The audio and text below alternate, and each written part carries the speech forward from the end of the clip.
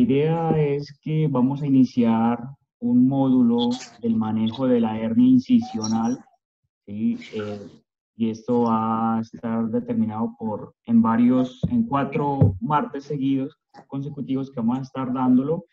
Hoy es la primera parte, donde vamos a hablar de la anatomía quirúrgica y la clasificación de las partes centrales. Y en cada martes iremos avanzando en un tema y profundizando en esta área. Este es el temario, como vamos a ir avanzando. El próximo martes estaremos viendo la parte del cierre de la pared abdominal y el uso de mallas profilácticas. El tercer martes, la preparación y valoración de la pared abdominal. Y el último martes, ya las técnicas quirúrgicas en hernia incisional, tanto abordaje anterior y posterior, abierto y por laparoscopia.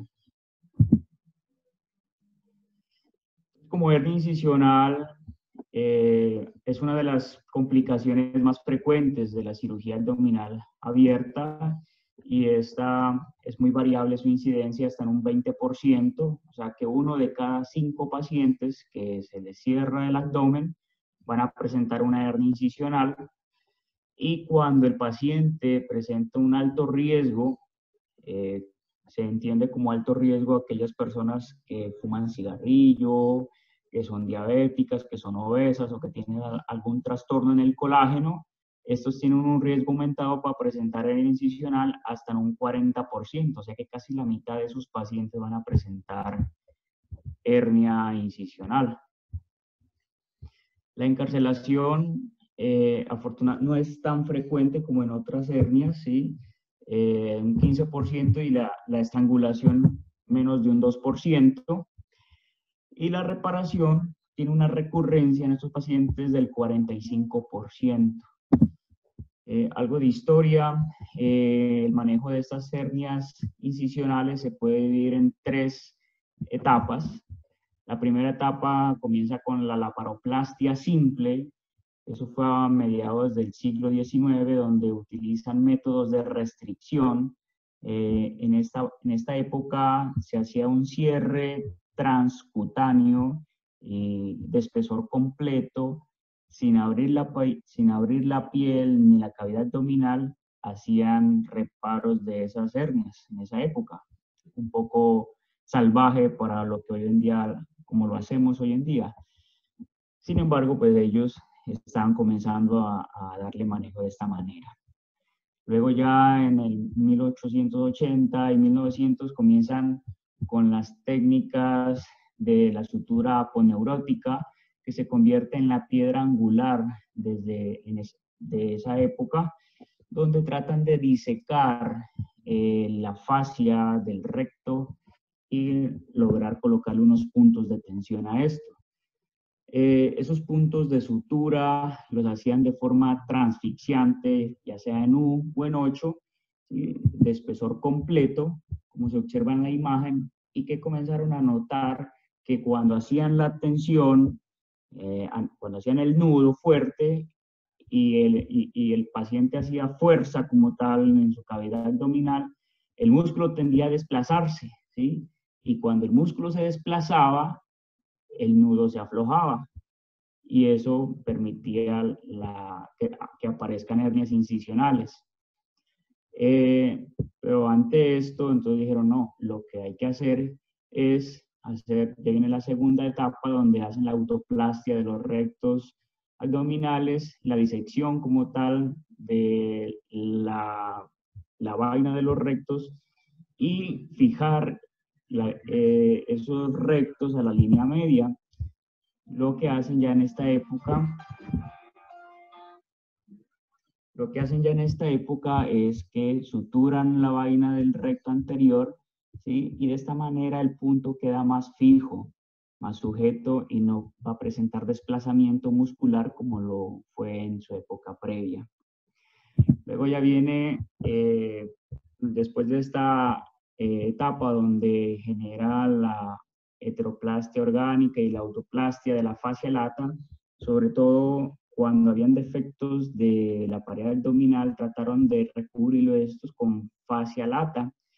o a veces con injertos de piel, pero comenzaron a notar que habían unos quistes epidermoides que se presentaban dentro como una reacción a ese injerto de piel. Pues no fue muy utilizado. Luego, la última fase, la última etapa donde hay material, el uso de material aloplástico, comienzan con metales, con alambre, y ese alambre genera una reacción muy intensa en la cavidad abdominal. Por tal motivo, dejan de utilizarlo. Inicialmente vieron que el alambre, ese metal, generaba esa reacción, utilizaron luego alambres de oro, luego aleaciones de metal, pero no servía. Ya por último utilizan los materiales sintéticos inertes, como la malla de vitril y luego la malla de polipropileno, que es mucho más aceptada por el cuerpo, genera una reacción no tan intensa como lo hacía con los metales. Entonces, los métodos tradicionales de reparación tienen unas tasas de recurrencia inaceptables, que fueron mayores del 50%, y desde hace 55 años ya se introduce la plastia con malla, cuyo principio es el cierre de la cavidad libre de tensión. Se convierte en el estándar de oro y esto disminuye una recurrencia al 32%. Cuando hacían el cierre con tensión, consistía en afrontar esa pared abdominal, llevar los rectos a la línea media con tanta tensión que esto podía generar necrosis y desgarro en los tejidos y esto iba a llevar a una recidiva. ¿Sí? Lo que trata la técnica de hoy en día libre de tensión es que usted coloque una malla.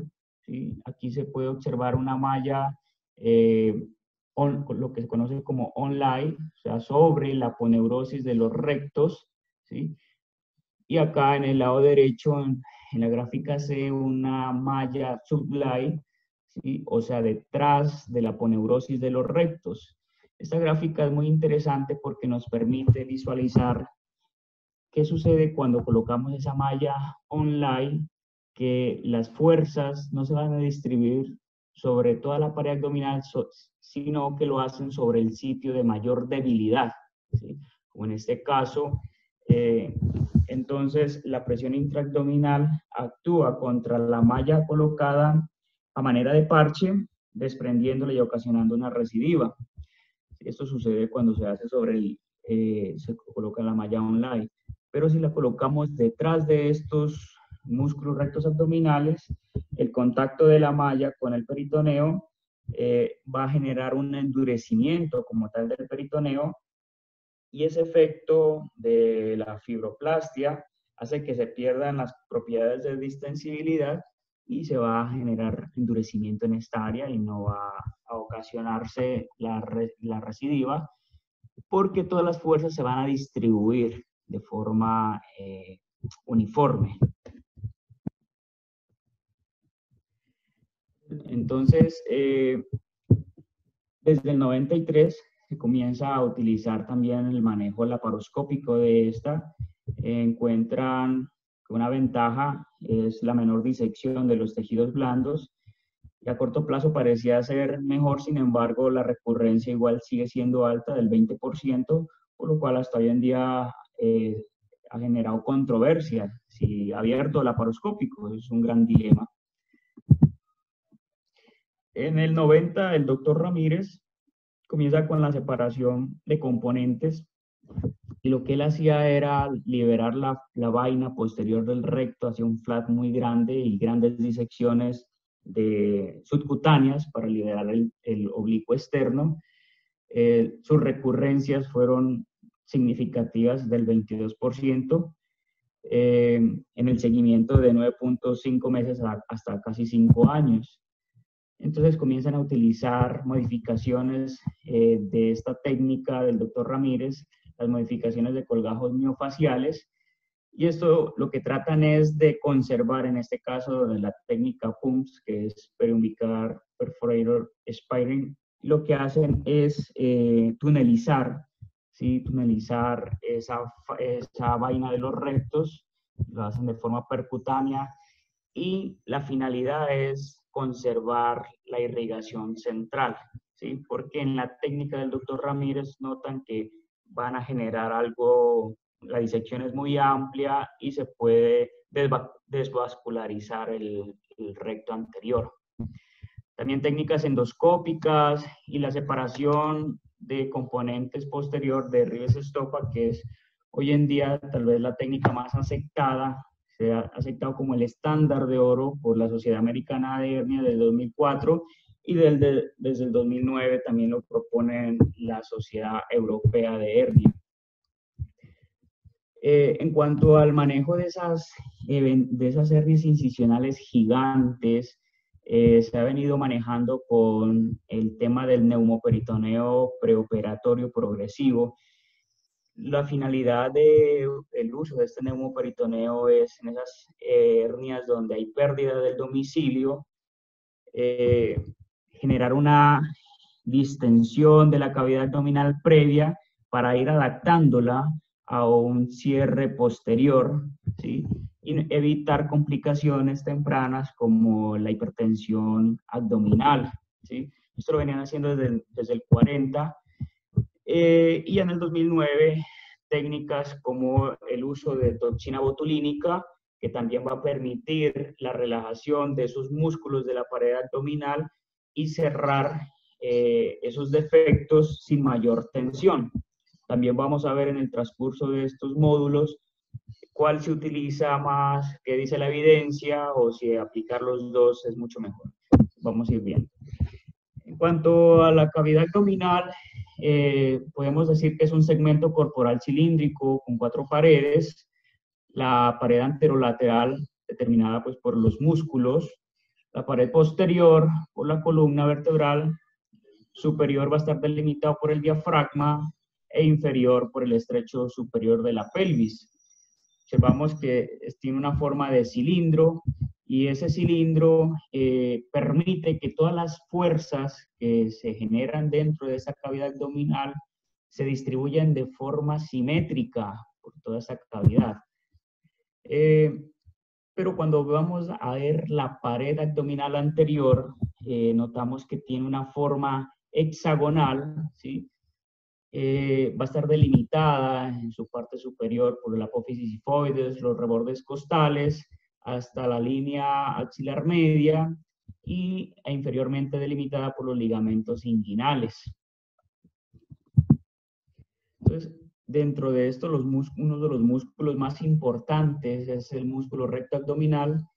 Lo interesante de este músculo es que es poligástrico, ¿sí? O sea que tiene varios vientres, a diferencia de otros músculos que son unigástricos. Cuando hacemos, en el caso de hacer la disección de un músculo unigástrico, al desinsertarlo de su origen, se van a retraer estas fibras.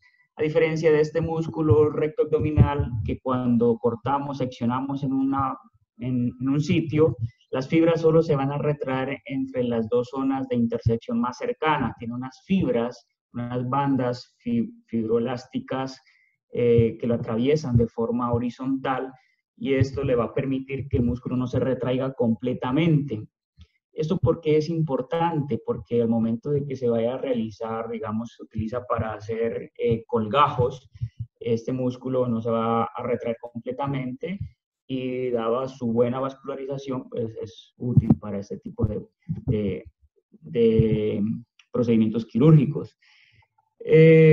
Siempre se ha visto como un sinónimo de virilidad y fuerza en los hombres, sin embargo se ha ido perdiendo en los últimos años debido al sedentarismo que acarrea nuestra sociedad. También tenemos el músculo piramidalis, que es el tensor de la línea alba. Es un músculo que tiende a desaparecer, ¿sí? Está ausente en el 20% de las personas y lo que de pronto para el cirujano le permite ubicarse mucho mejor en la línea media. Este va a originarse en el pubis y se inserta en la línea alba. En realidad no se le ha encontrado como tal otra función, también lo llaman como el músculo lechero en las mujeres. El músculo oblicuo externo, ¿sí? Que lo importante de este músculo es que tiene unas fibras que van desde afuera hacia adentro, discurre de una forma centrípeta, como si uno estuviese poniéndose las manos sobre un suéter y introduciéndola sobre su bolsillo. De esa forma se va a distribuir, se va a insertar en el pubis y nos da un ligamento posterior para formar como tal la pared anterior del ligamento inguinal, el borde anterior.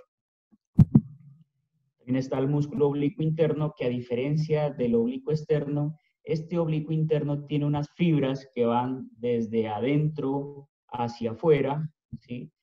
Y como se observa en esta imagen, en el lado derecho tenemos el músculo oblicuo externo y en el lado izquierdo del paciente, o sea, derecho de nuestra pantalla, el músculo oblicuo interno. Mire que esas fibras tienden a unir y van como hacia la línea media, ¿sí? Para conformar la línea alba, que es la zona de mayor tensión, tal vez.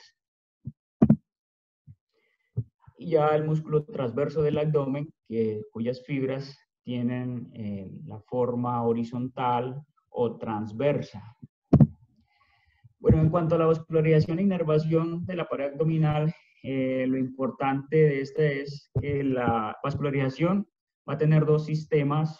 Un sistema toracoabdominal que discurre de forma horizontal y un sistema de los vasos epigástricos superiores que va a discurrir de forma vertical, ¿sí? La inervación, los nervios intercostales que nos van a dar la inervación de esta zona, van a discurrir de forma horizontal. Ya vamos a ver por qué es importante esto. Este señor Huger en el 79 describe unas zonas de circulación y es importante conocer esta circulación. ¿Para qué? Para definir dónde vamos a hacer una incisión y cuando se vaya a tallar un colgajo, si se va a sacar un pedículo vascular, determinar por cuál es el sitio donde va a pasar nuestra irrigación. Él lo separa en tres zonas. Una zona 1 central, por donde va a estar delimitada por los rectos anteriores hasta la línea arcuata como límite inferior y lateralmente por los rectos, el borde lateral de los rectos. Y en esta zona 1 principalmente vamos a encontrar los vasos epigástricos, tanto inferiores como superiores, y su anastomosis. Esos van a discurrir de forma posterior al recto, ¿sí? La zona 2 va a estar delimitada inferior a la línea arcuata, ¿sí? En la parte inferior del abdomen, principalmente por los vasos epigástricos inferiores también, y aquí tenemos la arteria epigástrica superficial y la circunfleja superficial, que son ramas de la femoral.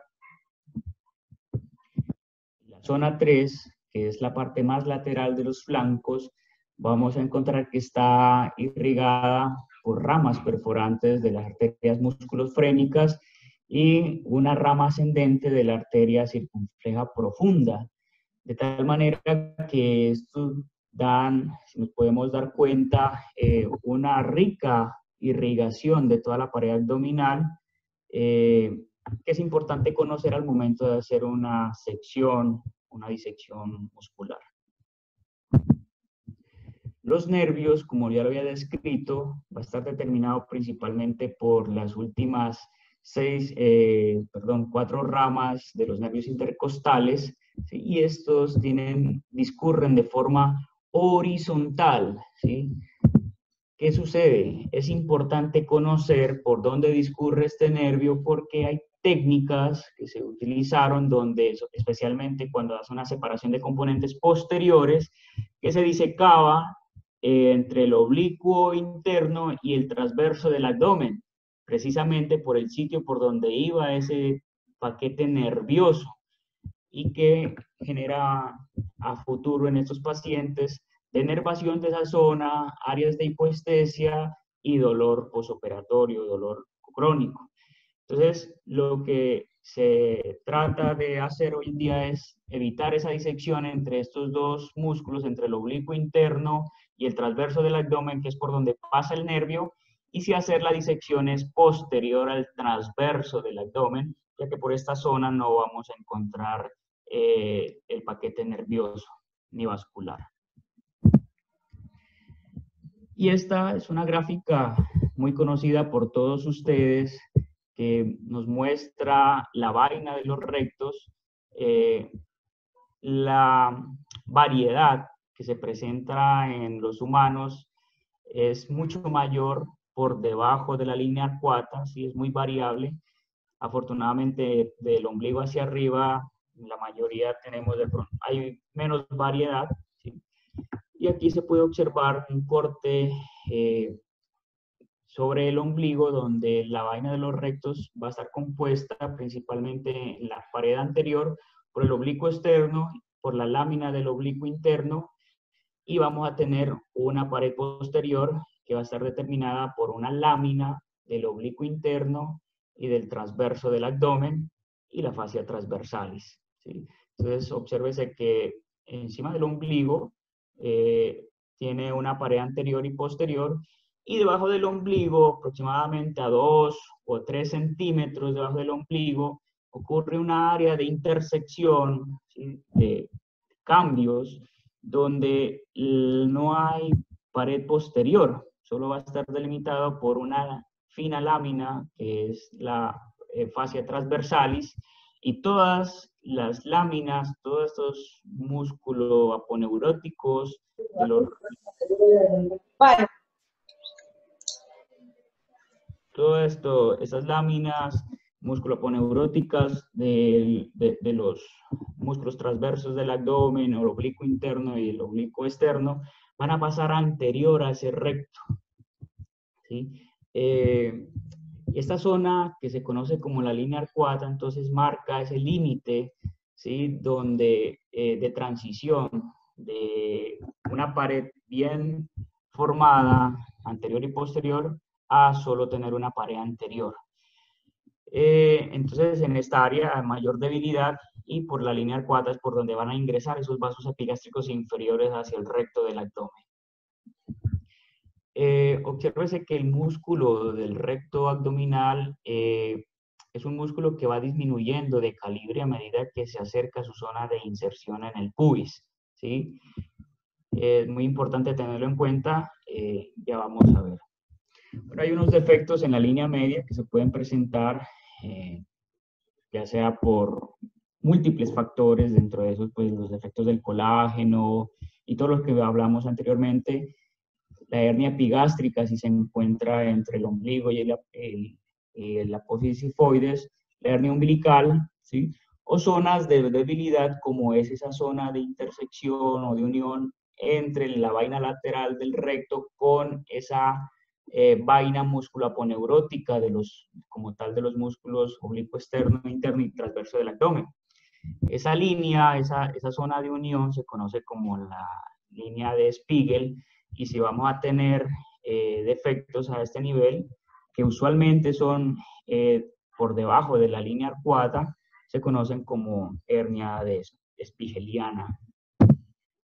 Entonces, esto es lo que hoy, en este caso, esta es una representación de una hernia de Spiegel que usualmente se presentan por debajo de la línea arcuata, donde no hay pared posterior, ¿sí?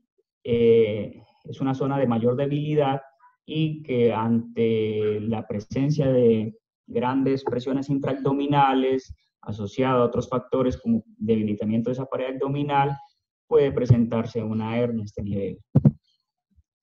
También hay alteraciones cuando a nivel de la línea media, como en la línea alba, cuando la línea alba se vuelve muy débil, ¿sí?, se vuelve muy débil, muy laxa, vamos a presentar lo que es la diastasis de los rectos. Se considera diastasis o alteración de estos rectos cuando es mayor a 2 centímetros la separación de los dos rectos, y dependiendo del nivel, pues ya vamos a determinar que si es entre 2 y 3 centímetros va a ser leve, entre 3 a 5 moderado el defecto, y si es más de 5 centímetros severo la diastasis de los rectos. En realidad los pacientes con diastasis de los rectos usualmente no presentan síntomas. Ellos se operan más que todo es por aspectos estéticos, porque se observan la bola ahí grande, pero no que presenten síntomas. Y acá en este caso observamos la hernia incisional, la cual se va a presentar posterior a una incisión quirúrgica, ¿sí? ¿Y esto por qué se da? Entonces, cuando tenemos una cavidad abdominal íntegra, todas las fuerzas se van a distribuir de forma uniforme, ¿sí?, en toda la cavidad abdominal.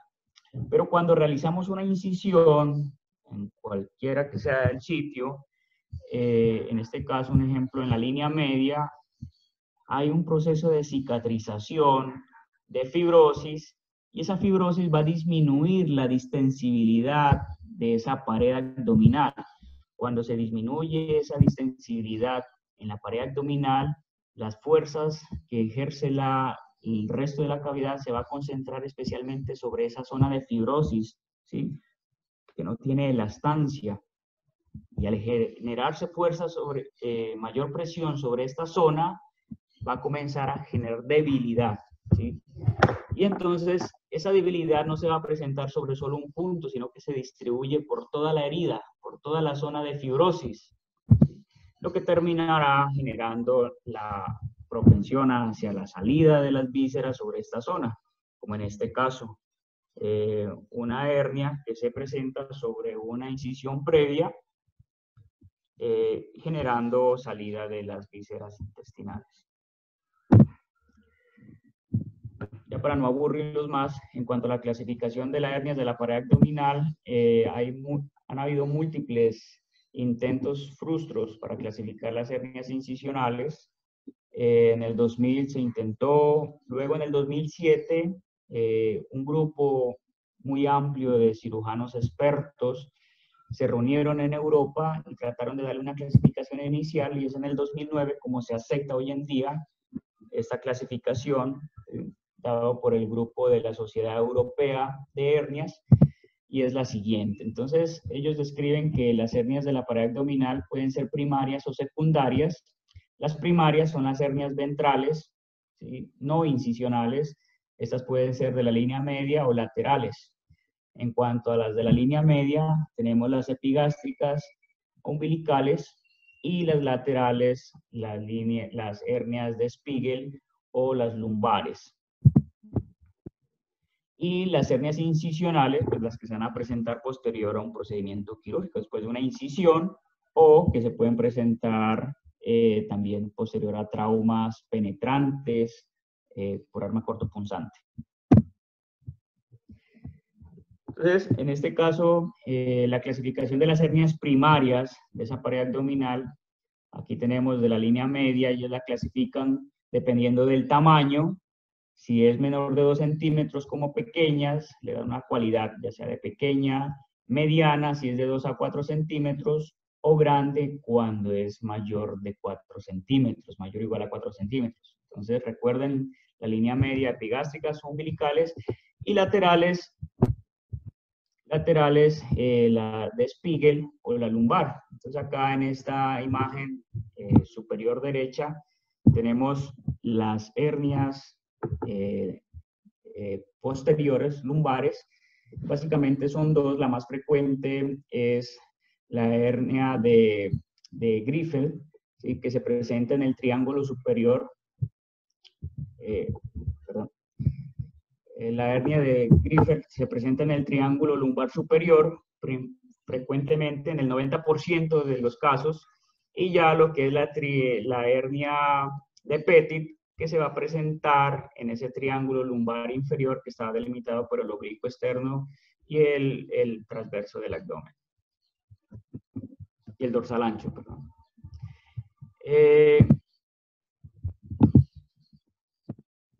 En cuanto a la hernia incisional como tal, ellos la definen como cualquier espacio de la pared abdominal con o sin protuberancia, o sea que puede ser clínicamente presente o no, el paciente puede estar asintomático y que usted la puede determinar ya sea por el examen físico o por una imagen, pero como antecedente debe haber una cicatriz posoperatoria, o sea que ha estado expuesto a una incisión quirúrgica o presentó un trauma penetrante por objeto cortopunzante.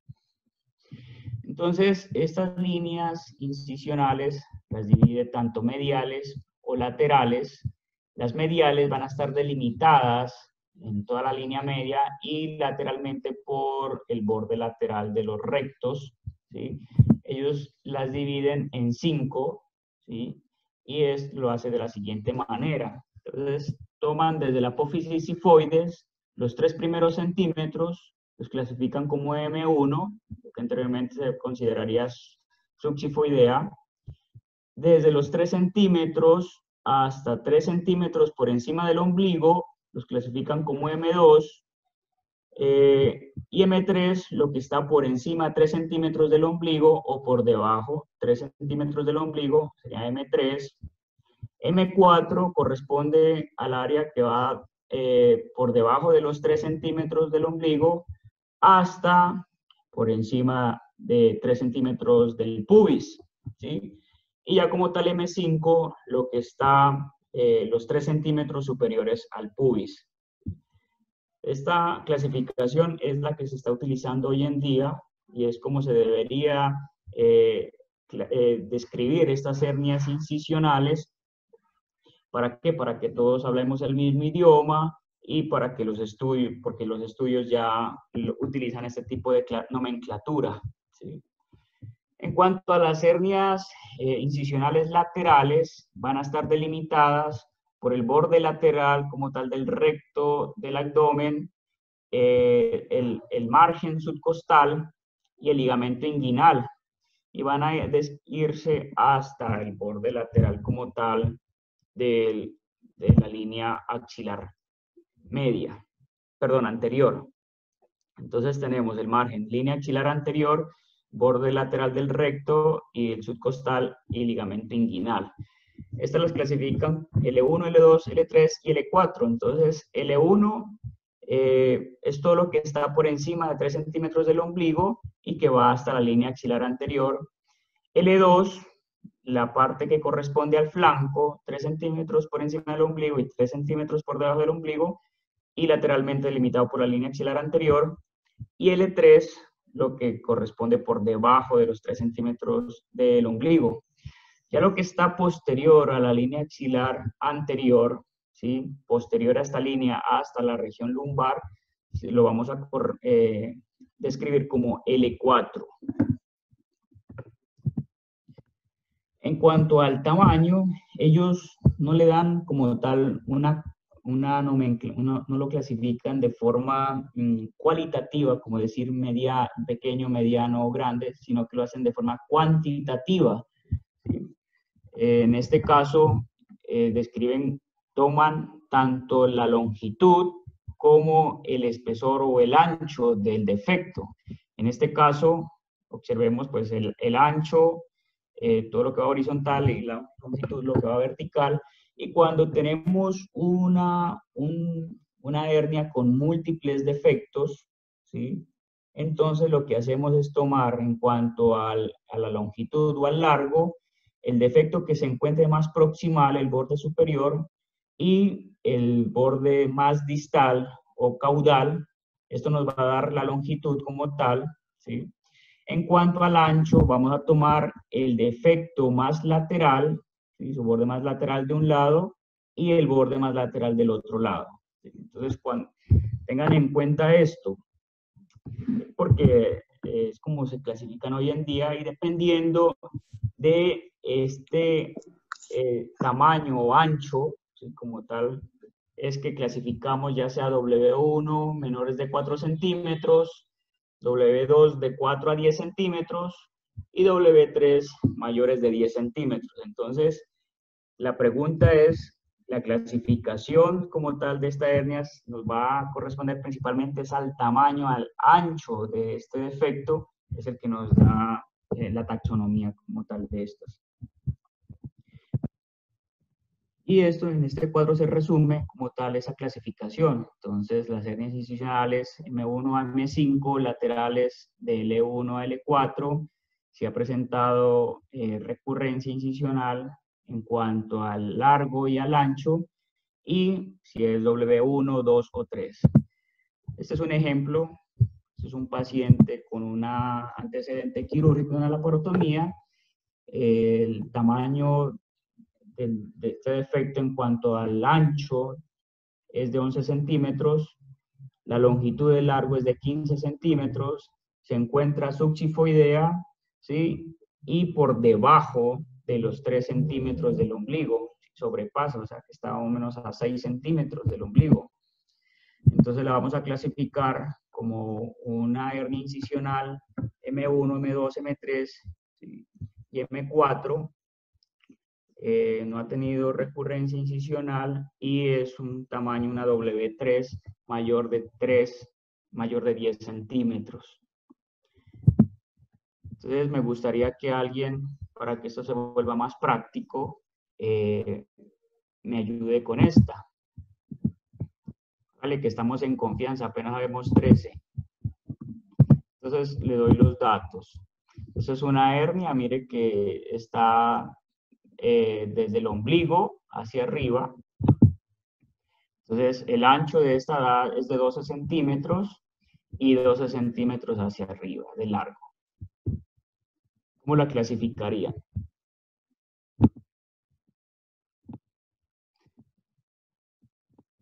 El doctor Manuel Méndez, que ha estado muy juicioso, ¿cómo clasificaría esta hernia? La última parte, yo creo que es M3, según la última clasificación. Sí, señor. Entonces, esta uno la describe como M2, M3, ¿sí? Porque comprende varias zonas. Entonces, ahí es donde voy. Tenemos, si comprende solo una zona, listo, M3, pero también comprende la zona de M2 porque está por debajo de 3 centímetros de subxifoideo, o sea, sobrepasa este límite, y comprende dos zonas, M2, M3 y W3 porque es de 12 centímetros. Esta, ¿quién se atreve? Ya le doy los datos. De ancho tiene 4 centímetros y de largo tiene 5 centímetros. Bueno, entonces,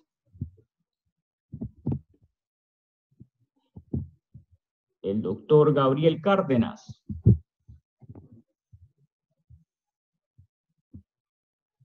¿Cómo describimos, cómo clasificaríamos esta hernia incisional de acuerdo a la nueva clasificación? Sería M2W2.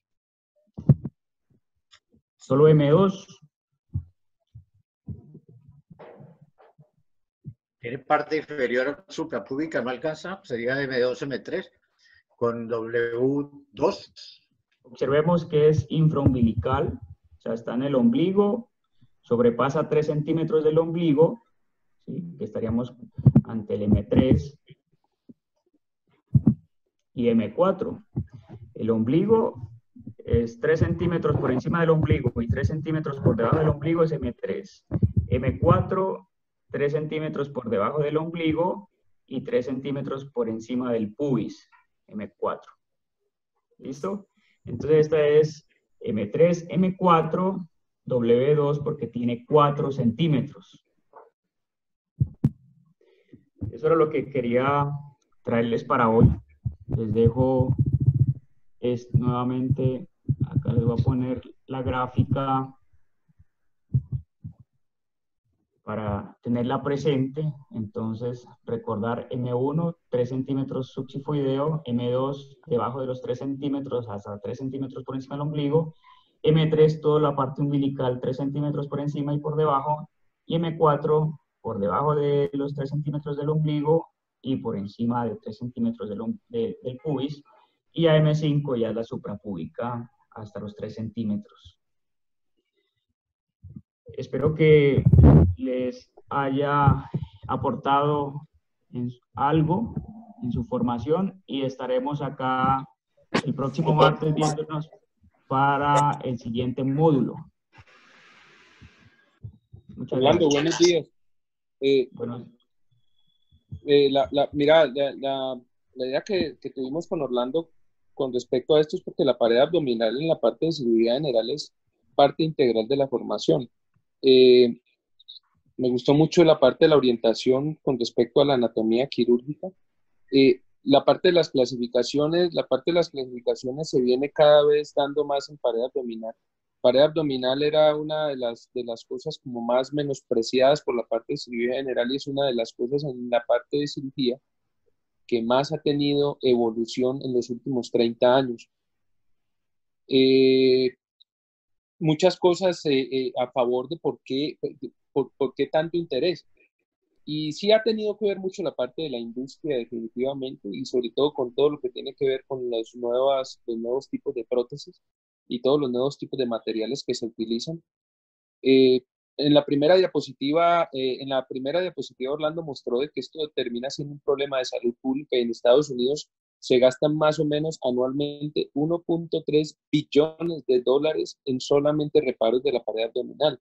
O sea que estamos hablando de que eso es un dinero bastante considerable en un sistema de salud. Si traducimos 1.3 billones de dólares a nuestro sistema de salud, creo que se nos va casi la quinta parte de lo que se gasta el sistema de salud en solamente la parte de pared abdominal. Anatomía quirúrgica es orientada hacia la parte de los problemas y Orlando lo hizo de una manera bastante adecuada con respecto a la aparición de los problemas de pared abdominal.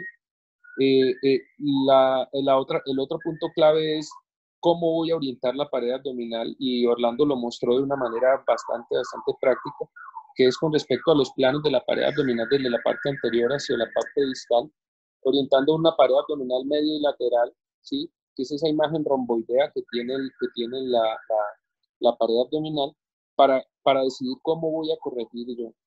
El endpoint principal en pared abdominal definitivamente se llama recurrencia y la parte de las morbilidades. No todas las cirugías son para todos los pacientes, ¿ya? Y eso lo vamos a ver en el cuarto módulo cuando hablemos de la parte de técnica quirúrgica. ¿Dónde vamos a poner la malla? Es otra de las grandes preguntas que definitivamente, ¿por qué? Porque dentro de lo que vimos nosotros, a nosotros nos enseñaron de que la pared abdominal era poner una mallita en la parte anterior, ¿sí?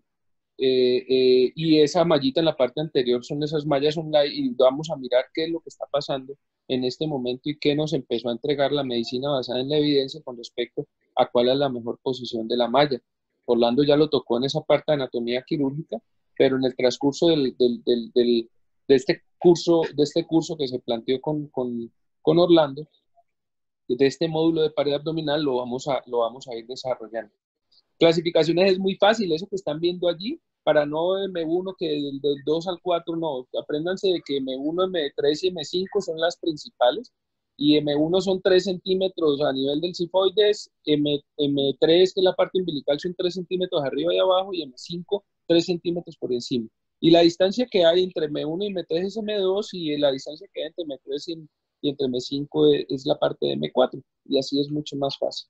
La parte lateral quedó muy bien descrita y la parte lumbar con sus dos tipos de hernias también quedó muy bien descrita. Muy bien, Orlando, y el profe, me gustaría, profes que todavía siguen haciendo paredes, yo veo entre los participantes al profe Gallego, veo al profe Cárdenas, que también trabaja muchísimo con la parte de pared abdominal también, veo al profe Méndez, ¿sí? La doctora Cristancho, que está con nosotros, pues me gustaría también como la parte de las opiniones. Muchas gracias, Orlando. Muy bien la parte de la revisión y creo que este módulo es para aprovecharlo para todos. Sí, bueno, tiene la mano levantada el doctor Cárdenas y luego sigue el doctor Zorrilla. Gracias, buenos días, Orlando, muy bien. Creo que precisarse muy bien la parte anatómica es una revisión muy buena de actualización para todos. Estas son cosas que parecen trilladas y que uno considera que eso es parte de la rutina, pero yo creo que uno entra en la rutina a veces y entra en la aparente común conducta en donde se empiezan a tratar de hacer las cosas aparentemente bien, pero hay ciertos detalles técnicos y de errores que hacen que en el tiempo es muy importante estar revisando esto. Y tú lo has planteado muy bien. Me parece que la forma de socializar estos nuevos términos para uno hablar el mismo idioma, porque eso es vital. Lo que decía Mauro, en esto de hernias, era un salpicón de todo y todo se clasificaba aparentemente no tan unificado como está hoy en día.